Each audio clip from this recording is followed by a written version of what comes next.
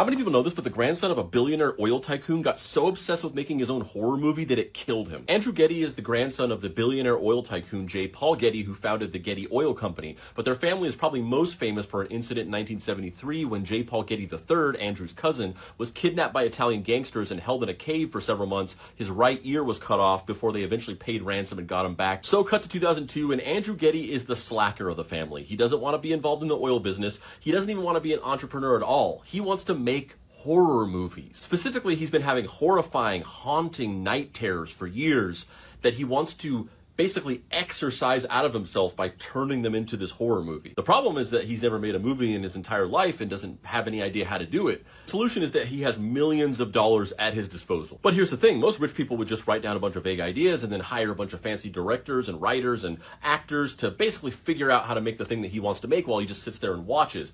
But Andrew was not that type of rich person. He wanted to be directly involved because this was his baby. And so he spent the next 6 years obsessively making this movie on his own, writing hundreds of drafts of the script, building elaborate sets out in the desert by himself, creating complicated and almost ingenious stop-motion special effects and animatronic puppets that he built himself, none of which he had any experience in, and he was just learning it on the fly. But here's where things took a bad turn. He spent 6 years shooting this film, but the thing is that the production is only half of the job. Then you have to edit the movie. So after production wrapped in 2008, Andrew Getty locked himself in his Hollywood Hills mansion and spent the next 7 years obsessively editing it. He didn't go anywhere. He didn't do anything. He didn't talk to anybody. And he was also running out of money because he spent his entire inheritance on making the movie. So he spent every single day of his life for 7 years locked in his mansion, eating nothing but cereal and ice cream because it's all he could afford,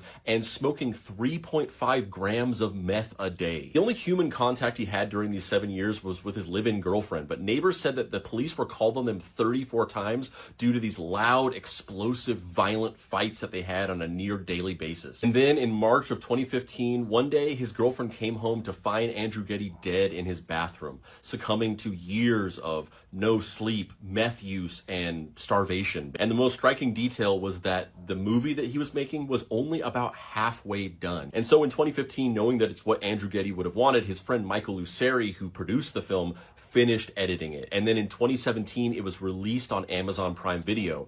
And while it was originally titled The Storyteller, it was retitled to be called The Evil Within, because they basically wanted to trick people into thinking that it was based on a video game that was popular at the time. And so from the time that he started writing the script to the time that it was released, it took 20 years for this movie to be made, only to be pushed out onto a streaming service where nobody watched it.